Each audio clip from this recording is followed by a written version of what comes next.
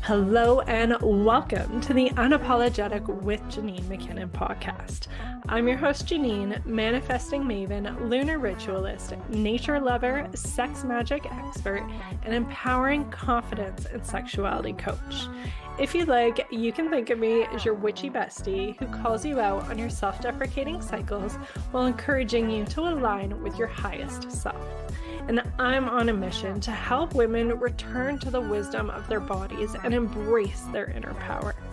If you're a woo-woo woman craving more self-love, confidence, fulfillment, and passion in your life, you are in the right place.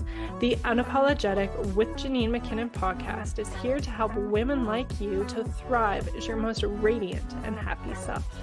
Here you can find inspiration and tools taken from my one-on-one coaching sessions and group experiences to support you in your journey. We'll cover things like societal conditioning, inner child healing, pleasure practices, manifestation techniques, approachable rituals, and all around women's empowerment. My goal is to shift your perspective and give you actionable takeaways so you can walk away from these episodes feeling inspired to create a life that ignites your soul. Thank you so much for being here. I am so grateful that we're able to connect in this way, and I can't wait to dig into the contents of this episode with you. Without further ado, let's get into it. Hello, beautiful. Today I am sharing 9 things no one tells you about female sexuality. Unfortunately, society isn't geared towards celebrating sexually empowered women. In fact, it's quite the opposite. Our sexuality is stomped in the mud as we're told how dirty and wrong it is, then tucked behind closed doors to serve our husbands and do our wifely duty.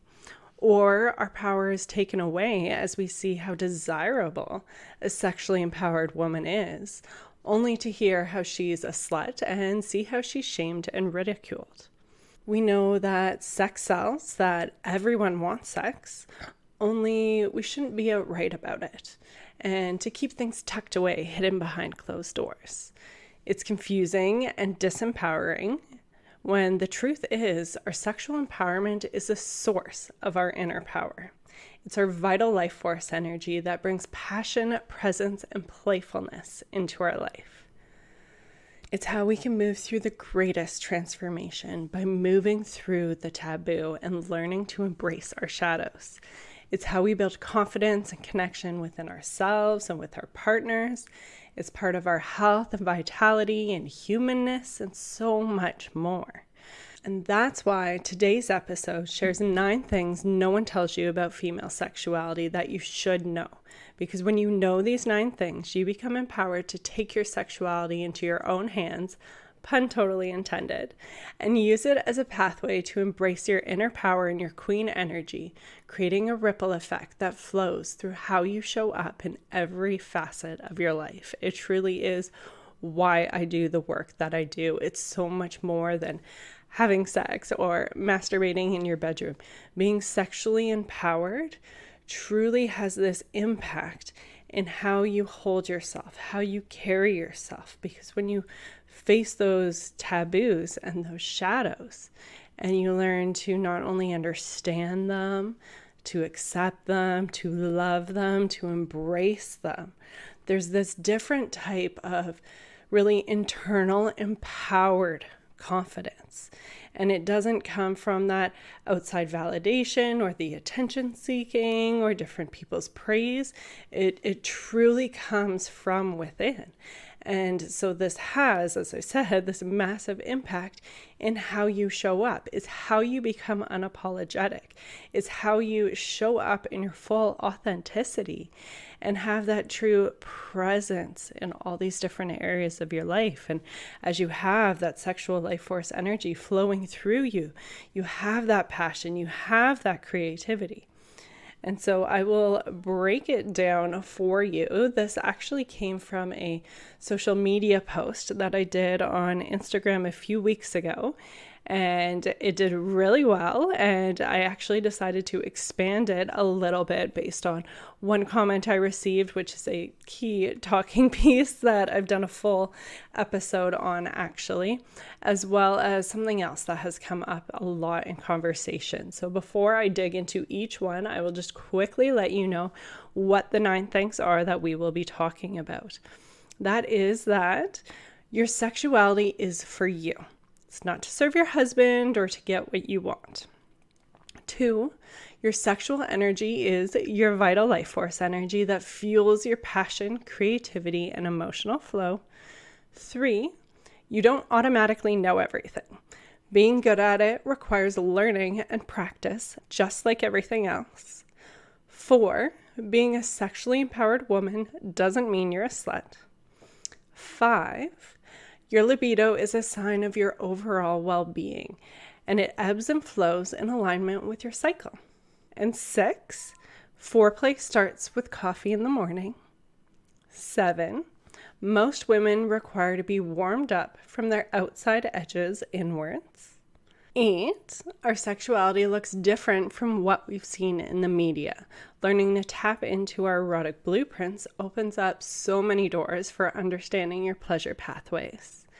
And 9, this is the extra one that got added in based on that comment that I've done a whole podcast episode on that I will link in the show notes, is that although it is common, it's not normal to lose your libido as you age. In actuality, it can be quite the opposite, and having a lost libido is a sign of something else. So that is what we are going to be covering today. I would love to hear your thoughts as I move through these. Please feel free to shoot me a message on Instagram at janine.mckinnon or an email to info@janinemckinnon.com. So bringing it back to that number 1, your sexuality is for you. It is not to serve your husband or get what you want. One of the first things my clients learn to understand is that it's for your personal empowerment first, as well as connection with your partner and the divine. So let's break this down a little bit.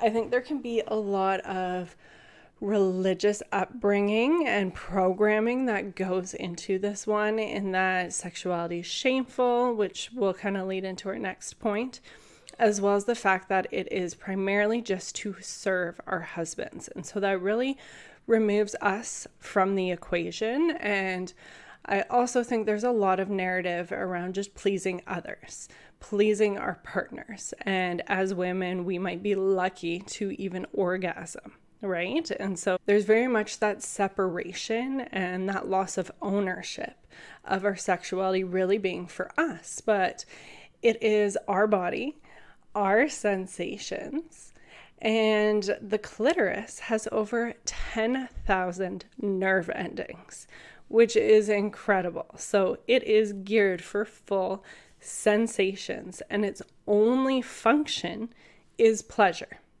If you think of a man's penis, which has tons of nerve endings in it, it has multiple functions, right? But the clitoris, its sole function is pleasure. And so that's why you'll hear me say, it's on my website and in all different things, is that pleasure is your birthright. It truly is. It is how our bodies are made. It is for us first. And then sex also has this incredible way of allowing us to connect with our partners through that sacred energy exchange. And we are also able to really touch the divine through our sexuality. I think that's a big reason why sexual empowerment is so stomped out by, again, many religions and different societies around the world, because a sexually empowered woman is a powerful woman. It is how we really tap into our inner power, and it is how we tap in with divinity, with the divine. So that's when you're getting into sacred sexuality, and I have a full episode on this, which I will also link in the show notes, the difference between kind of masturbation or basic pleasure, slow pleasure, and sacred sexuality, when you're really getting into moving your energy and connecting with oneness and the cosmos. And all of that is very doable through your sexuality. And how we work with that sexual energy actually brings me to number 2. Your sexual energy is your vital life force energy that fuels your passion, creativity, and emotional flow. And again, I have a full podcast episode on this. It is one of the core things I will say over and over and over again, because I think it is so important to know that it truly is our life force energy. And again, there can be, this ties into that religious shaming around sexuality. And I find it can be quite empowering for some clients, especially those that have had a heavy Catholic upbringing. I've seen how empowering it is to really reclaim their sexuality for themselves through knowing that it is our life force energy. Yes, it's for us, and there's something powerful and potent within it. It is not shameful. It's how we, again, connect with our passion, our creativity, our emotional flow. So when you look at the chakra system, our sexuality is in our sacral chakra, right within our womb space. And so this is the home of our sexuality, of our femininity. It's where our uterus and our ovaries are.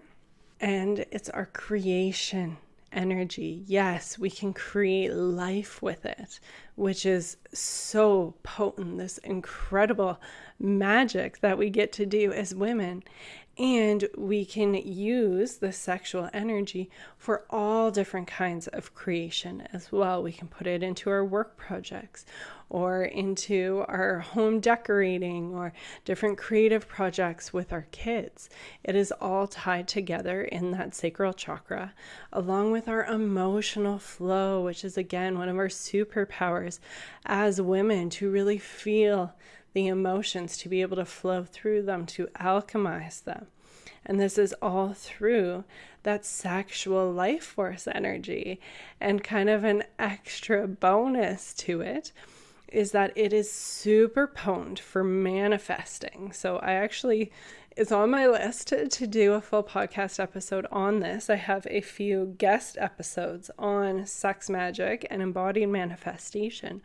But it is essentially using that creation energy, that very potent life force energy, and using it to manifest your desires. There's a whole process to it.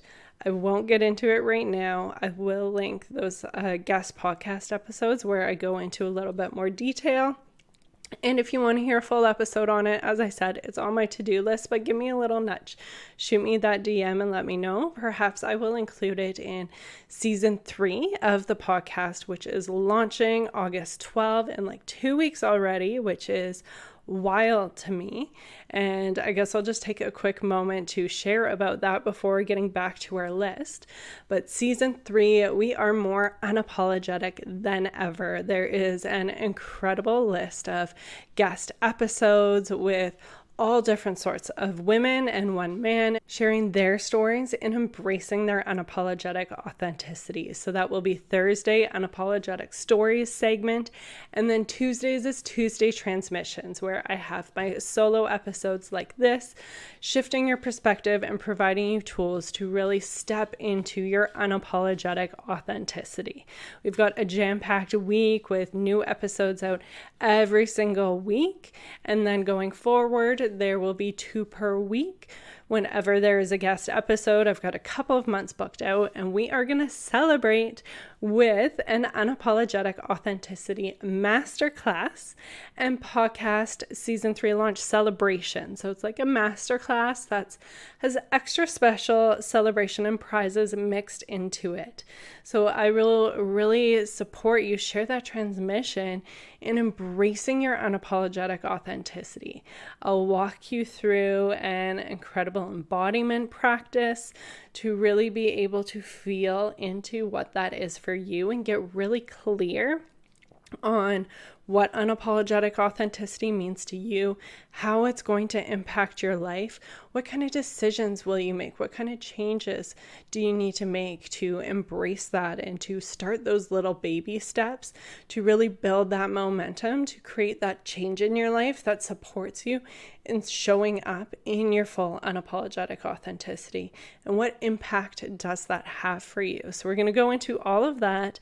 There will be space for a spicy Q&A where you can ask me absolutely anything related to sex, love, and relationships. So this is your chance to ask those maybe a little bit embarrassing questions or something you're a little bit shy of asking your friends or speaking out loud, or there's something going on within your relationship that you would really like to speak to a professional about. This is your chance to ask me anything. I am an open book here to support you. Plus, we have like over $1,800 in prizes for all different things, some little goodies to support you in your feminine embodiment, coaching, unapologetic practices, access, all different things. So it's going to be so much fun, so impactful, 90 minutes together. So hit the link in the show notes to sign up for that. There will be a replay available, although the biggest prize goes to those who are live with us on Tuesday, August 13th. So book that in your calendar and have some fun with us. And now on to number 3. It's that you don't automatically know everything. Being good at it requires learning and practice, just like everything else. And when it's said out loud, I feel like this is a no-brainer. Yet, it's like this unspoken thing where we're just supposed to like know and learn on our own as we go to become good at sex. Like there's people that are good at it and there's people that aren't. We all know the awkwardness of those like early days when we first started becoming sexually active. And then we're just kind of supposed to know to go along with the flow and either be good at it or not. And it is just like everything else. It requires knowledge and learning and practice to become truly good at sex. And so there are a few ways that you can really work within this. There is a regular pleasure practice, like some of the ones I have within unapologetic practices, which is always being added to. And they're a way for you to really get to know your body and explore your pleasure pathways. And when you have a personal pleasure practice, you're able to explore these things within that safe container without fear of judgment and different things with a partner. And so I find it's really helpful to start with yourself with that regular pleasure practice and get that sexual life force energy flowing. And the more orgasms you have, the more you want. So it's really great to build that within yourself and then share that with your partner.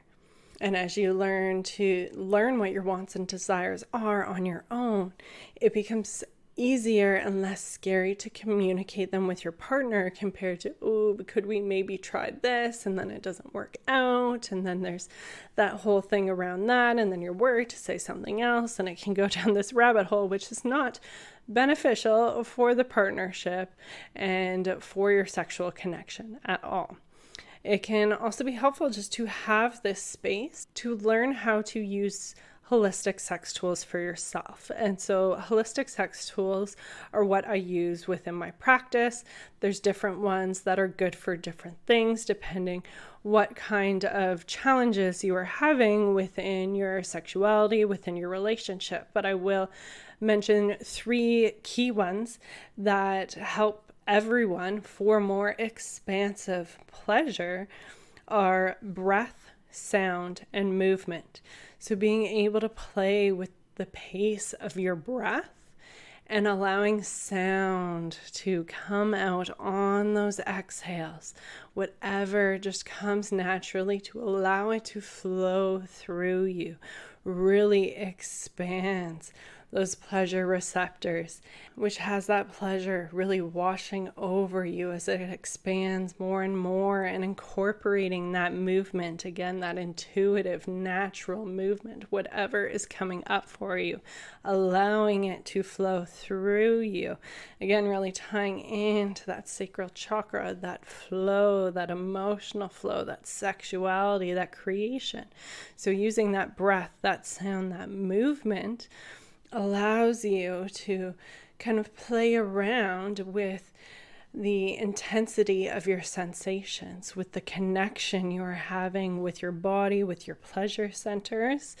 And it can be, again, helpful to practice that with yourself first, and then bring it into your partnered experiences, because we can get self-conscious if we are like trying a different breathing pattern or beginning to open up our throat, use our voice, and being able to sound things out. And again, this is how this ripple effect happens. When you are able to use your voice through communicating as well as sounding your sensations, when you're in these very vulnerable moments with your partner, it is no problem to use your voice in less vulnerable moments in other aspects of your life. It really has that ripple effect, because it is so vulnerable, so like, oh, this is really on my edge when you're in that partnered experience.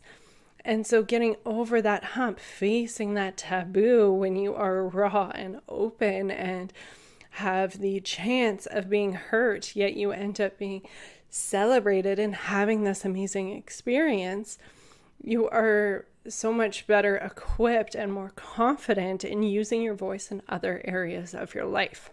And then just to bring it back to this, you don't automatically know everything to continue to learn and practice. There is also one other tool that I wanted to mention, which is being able to learn actual skills through coaches or blog posts or platforms like Beducated. So good sex is actually a lot more about your connection with your body and your partner than it is about sex tricks and tips. And I think that gets flipped around, where a lot of people think good sex comes from like knowing all the different positions and this and that, when that's just kind of an added bonus, which is why I mentioned it last. Yes, it can be helpful, but having presence and safety and confidence within your body and within a deeply connected partnership are going to have way more of an impact on your sexual experiences than these tips and tricks and different positions are. These are just kind of added sprinkles you can sprinkle on that are fun to play with, but I do think it's more important to focus on that other foundation first. And Beducated is a great platform for kind of these sprinkle things. So I will include a link in the show notes. It is an affiliate link, and that's just because I love how comprehensive their platform is and how tasteful it is to learn about all different aspects of sexuality. They have sections on kink and BDSM.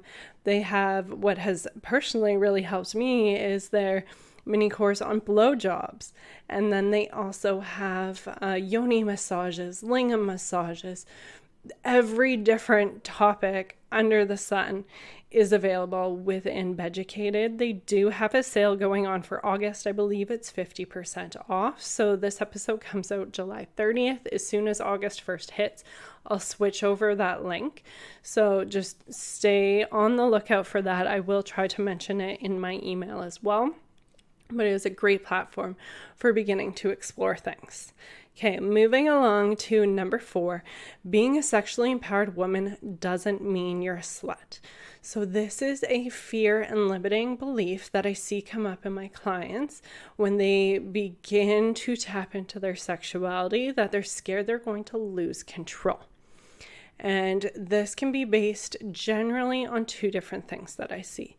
One is that they have a perhaps promiscuous past, or they have experiences where alcohol was perhaps involved, likely involved, and they made choices they are not proud of. And even sometimes alcohol is not involved in that. And so they feel like they lost control and had bad experiences because of it. And although that can be completely true, it doesn't mean that your past creates your presence. And then the other camp generally has these beliefs or fears around losing control with their sexuality is because of family programming and beliefs that are being placed on them, being told how wrong sex is and about STDs and that you'll be insatiable, so you have to keep it squashed down because if you tap into that sexuality, you won't be able to control it. And so there's a whole piece around that. So no matter what camp you are in, these beliefs and these fears can really have a lot of blocks in how you connect to your sexuality and how you allow that pleasure to really flow through you, rather than sex being more transaction-based, based on serving the other person. And so a sexually empowered woman in her queen energy has discernment and self-control. She doesn't put herself in situations where she'll be taken advantage of. She has discernment over who to share her sexual energy with. She actually knows the power and the sacredness of her sexuality and her sacred energy. And she's not going to just share that with anyone. So it really is the opposite, I think, that when you become truly sexually empowered, and again, hold yourself in that queen energy, which I'm having a program coming out on this in the fall, you actually see it in this whole other sacred, respectable way. And you have a lot of, again, self-control and discernment in who you share this with. So it's not that you lose control, you actually gain more control in many ways, while also understanding, being able to surrender and flow and this and that. And so how I work through these blocks is with my inner power method, we do a lot of inner child healing and shadow work. So as I touched on, a lot of these different belief systems come from past experiences or childhood upbringing. And so I will actually take clients into these belief systems, into these experiences, and to be able to heal them from a deep level in what happened within the body, not talking about what happened, but how it feels and the imprint it left on your nervous system, and begin to be able to heal that and release that, while also bringing in and tapping into that sense of inner empowerment. Because for me, the transformation journey is so much more than releasing and healing from the old shit. And again, it needs to be done not on that head speaking narrative level, but really from within the body and the nervous system and the imprint these things have made. And we can heal them and release them. And we need to bring in that sense of empowerment and strength and inner confidence, and bring that in from a place that is updated into the current reality, into the future reality, not based on what's happened in the past. And when you bring these two together, that's where you really get that deep inner strength, inner confidence, inner knowing, and you're able to carry yourself in a different way within that queen energy. And so that fear of losing control is just no longer a thing. And so coming into number 5, your libido is a sign of your overall well-being and ebbs and flows in alignment with your cycle. And so I won't dig into the full ebbs and flows of your cycle. This is perhaps a whole podcast episode on itself. But what I will say is around that time of ovulation, that is when a woman is at her peak in terms of her desire to really be sexually active. And so that is part of our just humanness. It's how we're hardwired to reproduce. When we are the most fertile, we become the most energized around sex and really wanting to share that sexual energy with others. And so as you flow through your cycle in that course of a month, if you don't notice that peak coming in whatever way that means for you, that's often a sign that something is off. And that's not to say that something is wrong.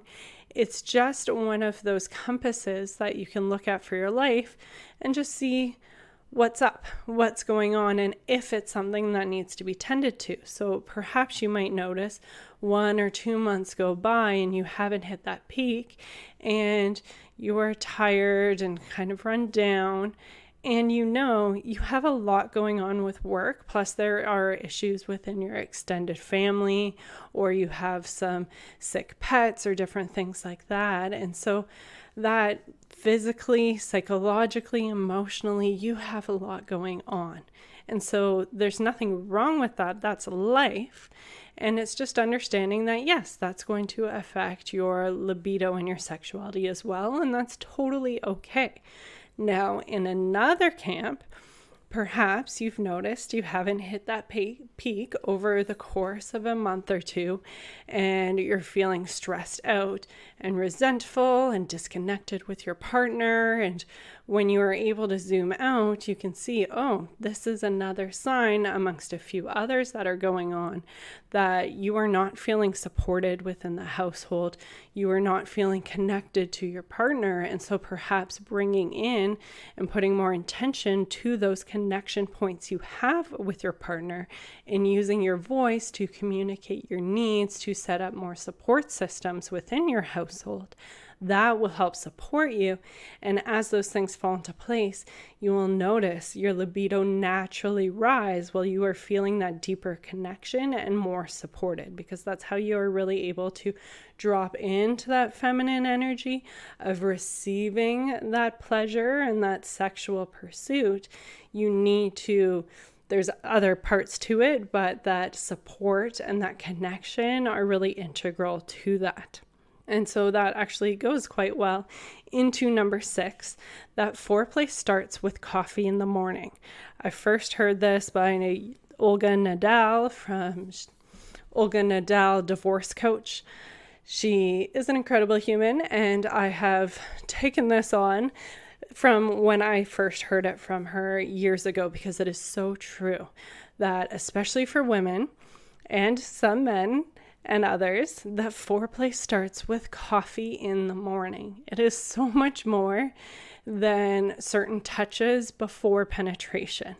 Foreplay is those connection points and the way you feel cared for and loved throughout the day.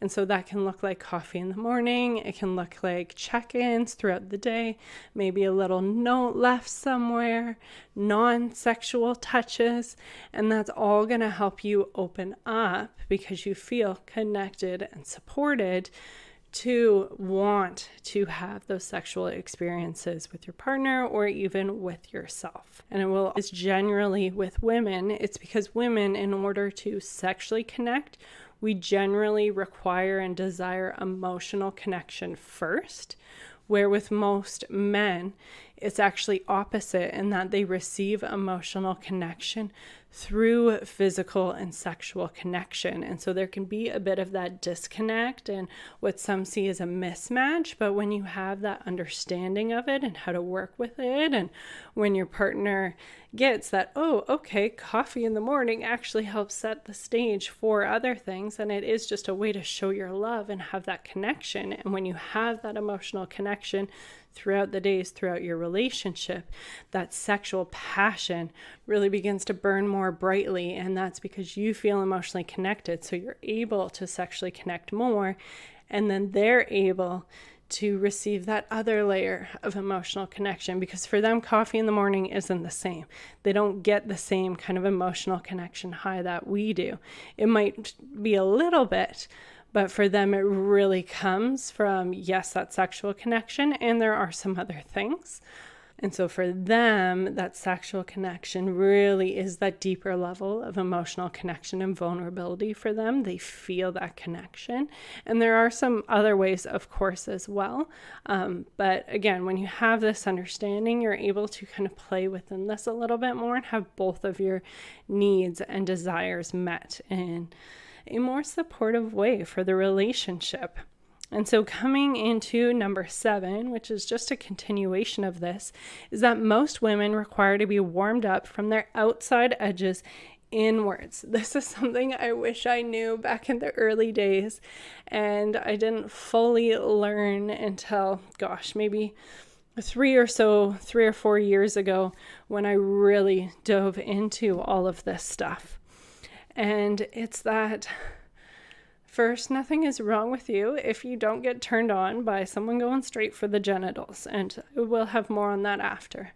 But women, our body becomes awakened through each touch.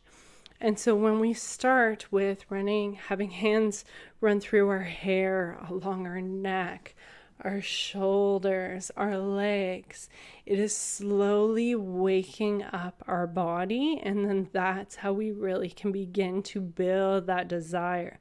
If we're going right for the goods, that desire hasn't been built up. Our body's not awake, so it's more closed off. Like that flower of our vulva is closed off.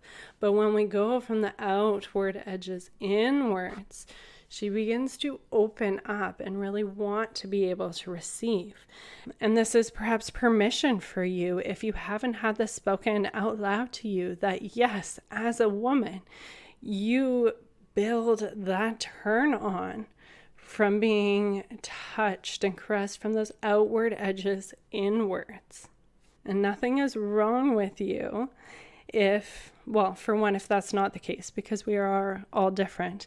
But nothing is wrong with you if your partner goes right for the goods and you're closed off and not turned on. It's actually just how you're programmed, and that you really need that warming up, that awakening, going outwards, inwards, and being able to understand this and communicate it with your partner can be really helpful in your partnership. And so we are almost there. This is quite the comprehensive list. It is not a quickie episode like I may have first intended. But again, I think understanding all of these things is so helpful in your sexual empowerment journey. And so number 8 expands on this even more, in that our sexuality looks different from what we've seen in the media. And learning your erotic blueprints opens up so many doors for understanding your pleasure pathways. So what we often see depicted in media, whether it is like movies, different stories, ads, this and that, it is the sexual blueprint. And so that is people that are turned on by going straight to the genitals, by seeing sexually explicit scenes. That's that turn on from those very sexual things. Now, the sexual blueprint is only one of 5 blueprints. And so there can be this expectation placed on us, and even like this internal expectation that we've inherited, that we are all the sexual blueprint. And when our partner is a sexual blueprint and we aren't, we can think there's this mismatched libido, there's something wrong with us if going right for the clit doesn't turn us on. But the truth is, we have so much variations in our pathways to pleasure. And so the other erotic blueprints, and I'll briefly touch on this, I have a full episode with Angela Thurston, the creative director and head lead. I can't remember her exact title, but she is the head trainer of the erotic blueprint coaches, and we dig deep into all of this. It's a great episode. Definitely recommend checking it out. I will link it in the show notes. But there is the energetic blueprint, so just feeling energy. These people can be turned on or even receive orgasm with their partner across the room. There is the sensual blueprint, so having music and smells and really setting the setting can be super helpful. Likewise, if the setting is off, it can be a big break and really impact the experience. There is also the kinky blueprint. And so yes, this can be kinky things that might immediately come to mind. And this includes anything that might be considered wrong or risque within us. So this could even be wearing a certain kind of lingerie. There is, I think this came up in the podcast episode, or I read it somewhere along the way. I actually have Jaya's book behind me, who created erotic blueprints, but there was a man where it was just putting on women's stockings was his big turn on. And so we all have this different like kink within us, and this different level of how much that plays a role in our overall pleasure. And there is also the shapeshifter. And so this is my primary blueprint, in that we have a little bit of everything and a lot of touch in different places at the same time. And there are a few different things that come into it that can be that big pathway to pleasure. And so when you understand what this is, and again, I will link that podcast episode and blog post, and there's a link to do a free quiz, or you can pay to get more information. But I find it is really helpful for just having this understanding on, oh, this is how I am. This is why these certain things don't work. This is why my husband and I have this mismatched libido, when in actuality, we don't have this understanding of our pathways to pleasure. And when we add in this foreplay with coffee in the morning, with all of these different connection points throughout the day and these non-sexual touches, and really set the stage, and we understand our pathways to pleasure, and we understand our brakes and accelerators, we are able to just have this passionate, explosive connection with each other when we have this foundation set, and then understand all of these different things about our sexuality. And so that's why all of this is so important. And those tips and tricks and positions are just extra sprinkles, because they're not going to do shit if you don't have this foundation set in place. And now I will wrap things up with number 9, which is, although it is common, it is not normal to lose your libido as you age. This is one of the biggest lies women are told as we go into perimenopause and menopause, and often really when we get into motherhood, because there is that lack of support, that lack of connection with women that are stuck feeling like they are doing everything on their own and holding that control of the household by doing everything themselves and keeping those wheels turning. Naturally, you're going to lose your libido when you're in that situation. And even though it's natural, even though that makes sense, it is not the normal for how our bodies and our libido functions. It is a symptom that something else is going on. And so when we can look at it as this symptom, go deeper, and it is more for some women than just that support and connection. There is absolutely different hormonal imbalances and different things that come into play, your lifestyle, your relationship, all of these different things that I work with clients through. And once you are able to put the pieces of the puzzle together and really support yourself, your libido actually grows as you age. You can have more desire, you can have more expansive pleasure, because the more you begin to accept yourself and learn those tools of communication and how to have those deeper relationships and speak your desires and your needs and be able to use those holistic tools and understand your pathways for pleasure, and you're having all of these orgasms and expansive pleasure, you're naturally going to want more, and it continues to grow and build. So if you are someone who has lost your libido because of different things going on in your life, or where you're at in terms of perimenopause, menopause, I just want to say that, again, although it's common and you might hear many women talking about it, and that your doctor might be dismissive that this is just a part of aging, it is not the truth. And there are many things available to support you in rekindling that libido and really allowing it to grow and expand, so you have that passion in all areas of your life, because that's that ripple effect.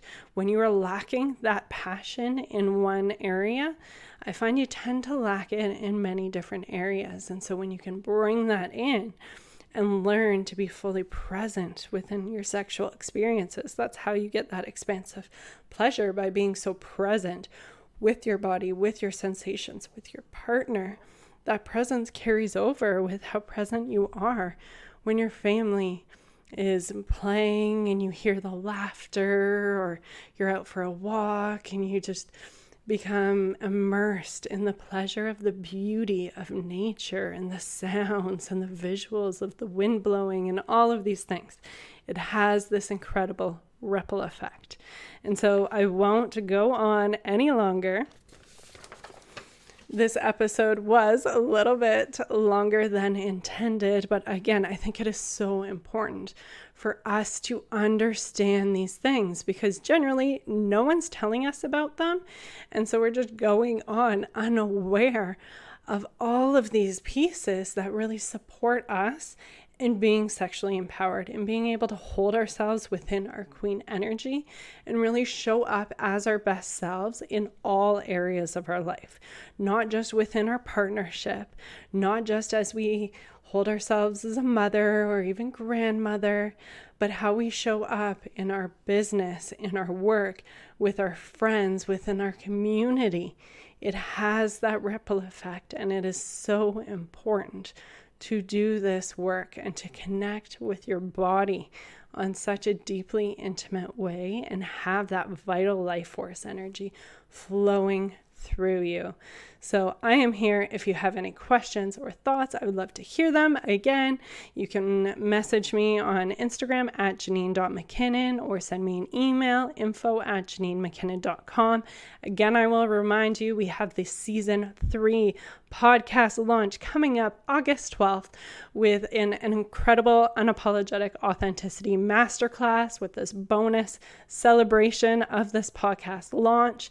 We are going to just really step into embracing our unapologetic authenticity, and you are going to leave that feeling different. We are going to shift timelines within our 90 minutes together through the embodiment practice that we do and the questions that I ask you, and you will leave feeling very clear on what your next steps are and feeling as a more aligned, slightly more unapologetically authentic version of you, and begin to take those baby steps to be able to embrace that more and more, because we are all on our own journey. I'm not going to say you are going to be fully authentically unapologetic after our 90 minutes, but you will receive a shift and you will know how to align with that more and more as you go forward, leaving our time together.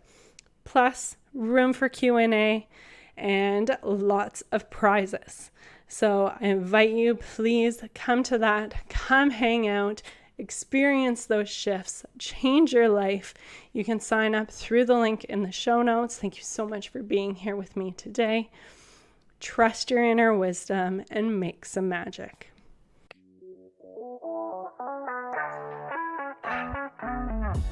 Thank you for joining us inside the Unapologetic with Janine McKinnon podcast. I hope you enjoyed today's episode. If you feel called, I would so appreciate it if you shared about this episode in your stories or left us a review to help us reach more women on their unapologetic journey. As a thank you for your support, you'll be entered into our monthly draw for a free coaching session. Just tag at janine.mckinnon in your story shares, or leave the rating or review, screenshot it, and email to janine@unapologeticmotherhood.com to be entered. One lucky winner is selected every month for a focused coaching session to support you in working towards your current desires. Until next time, trust your inner wisdom and create some magic.